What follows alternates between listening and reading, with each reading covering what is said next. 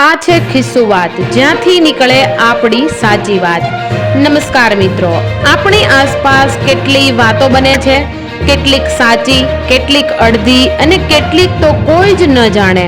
પણ હવે સમય છે સાચી વાત તમારા ખિસ્સા સુધી લાવવાનો. આવો જોડાઈએ ખિસ્સુ વાત સાથે, જ્યાં મળે વિશ્વાસપાત્ર સમાચાર, સ્થાનિક ગ્રાઉન્ડ રિપોર્ટ અને આપણી જ ભાષામાં આપણી વાત. ચેનલને સબસ્ક્રાઇબ કરો અને રાહ જુઓ ખિસ્સામાંથી નીકળતી વાતની. તો આજે આપણે જોઈશું ખેડૂતો માટેની જે મોટી ખુશખબર આવી ગઈ છે તે વિશે. ત્યારબાદ આપણે જોઈશું રેશન કાર્ડ ધારકો માટે જે ખુશીના સમાચાર આવી ગયા છે તેના વિશે. ત્યારબાદ બજારમાં આવશે નવી 10 અને 50ની નોટો તેના વિશે. ત્યારબાદ ગુજરાતમાં આંધી વંટોળ સાથે માવઠાની આગાહી કરી છે તેના વિશે. અને એપ્રિલ મહિનામાં 15 દિવસ બેંકો બંધ રહેશે. ત્યારબાદ હવે જમીન ખરીદવી હશે તો પણ તમને મિત્રો મળશે લોન. આ તમામ સમાચારો જાણીએ તે પહેલા મિત્રો તમને જણાવી દઉં કે મિત્રો દેશ દુનિયાના તાજા, મોટા અને સૌથી ઉપયોગી ખેડૂત સમાચારોમાં આપ બધા સાથી મિત્રોનું દિલથી હાર્દિક સ્વાગત છે. તો મિત્રો આજના સમાચારો વિશે વાત કરવાની છે તેના પહેલા તમને જણાવી દઈએ કે વિડીયોને અંત સુધી જોતા રહેજો, જેથી કરીને મિત્રો આજના દરેક સમાચારો કામના છે જે તમને મળી જાય. અને મિત્રો ગુજરાતના જો રોજના તમે સમાચારો મેળવવા માંગતા હોય તો વિડીયોને એક લાઈક કરી ચેનલને મિત્રો જરૂરથી સબસ્ક્રાઇબ કરી લેજો, જેથી મિત્રો તમને દિવસભરના કામના સમાચારો છે જે તમને અમારી ચેનલના માધ્યમથી સૌપ્રથમ મળી જાય. તો આજના સૌપ્રથમ સમાચાર વિશે વાત કરીએ. તમને જણાવી દઉં કે મિત્રો દેશ દુનિયાના તાજા, મોટા અને સૌથી ઉપયોગી ખેડૂત સમાચારોમાં આપ બધા સાથી મિત્રોનું દિલથી હાર્દિક સ્વાગત છે. તો મિત્રો આજના સમાચારો વિશે વાત કરવાની છે તેના પહેલા તમને જણાવી દઈએ કે વિડીયોને અંત સુધી જોતા રહેજો, જેથી કરીને મિત્રો આજના દરેક સમાચારો કામના છે જે તમને મળી જાય. અને મિત્રો ગુજરાતના જો રોજના તમે સમાચારો મેળવવા માંગતા હોય તો વિડીયોને એક લાઈક કરી ચેનલને મિત્રો જરૂરથી સબસ્ક્રાઇબ કરી લેજો, જેથી મિત્રો તમને દિવસભરના કામના સમાચારો છે જે તમને અમારી ચેનલના માધ્યમથી સૌપ્રથમ મળી જાય. તો આજના સૌપ્રથમ સમાચાર વિશે વાત કરીએ તો ખેડૂતો માટેના જે ખુશખબર આવ્યા છે મિત્રો એની વાત કરીએ તો આ તારીખે જાહેર થઈ શકે છે પીએમ કિસાન યોજનાનો 20મો હપ્તો.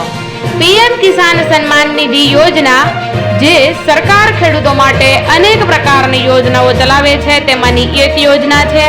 એક તરફ રાજ્ય સરકારો અને બીજી તરફ કેન્દ્રની સરકાર અનેક પ્રકારની યોજનાઓ ચલાવે છે.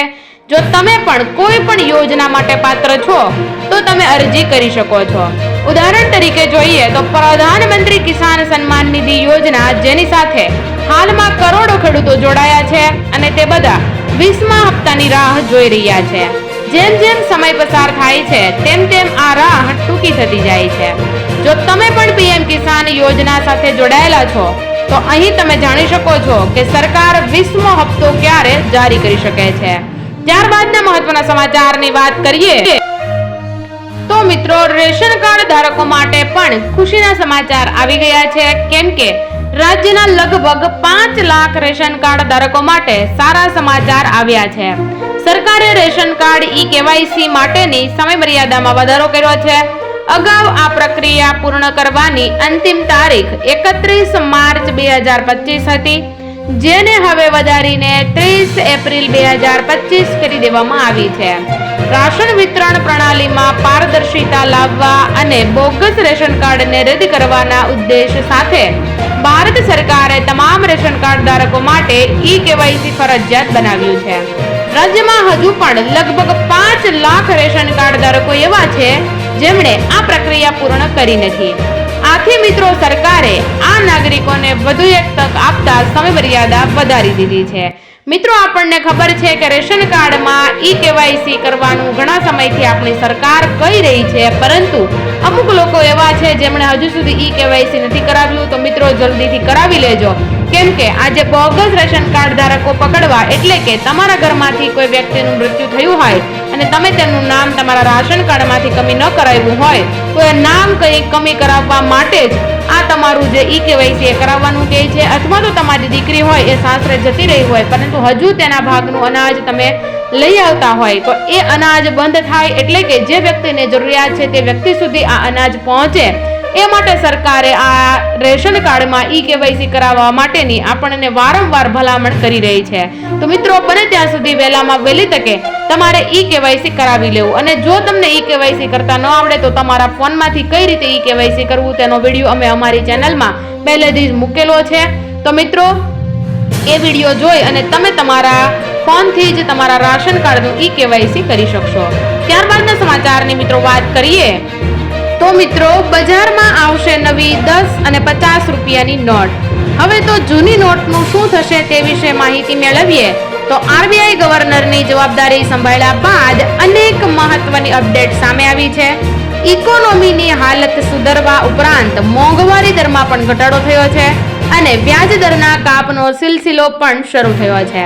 એપ્રિલના પહેલા અઠવાડિયામાં થનારી એમપીસી બેઠકમાં પણ રેપો રેટમાં કાપની આશા વ્યક્ત કરાઈ છે અને હવે આરબીઆઈ તરફથી અપાયેલી અપડેટમાં કહેવાયું છે કે જલ્દી મહાત્મા ગાંધીની નવી સિરીઝમાં 10 રૂપિયા અને 50 રૂપિયાની નોટો બહાર પાડવામાં આવશે અને જે નવી નોટો અને નવી સિરીઝ પર જે બહાર પાડવામાં આવશે તેના ઉપર ગવર્નર સંજય મલ્હોત્રાની સાઇન પણ કરાવી લેવામાં આવશે. મિત્રો, હવે જે 10 અને 50 રૂપિયાની નવી નોટ આવશે તેમાં ગવર્નર સંજય મલ્હોત્રાની સાઇન કરેલી નોટ હવે બજારમાં આવી જશે.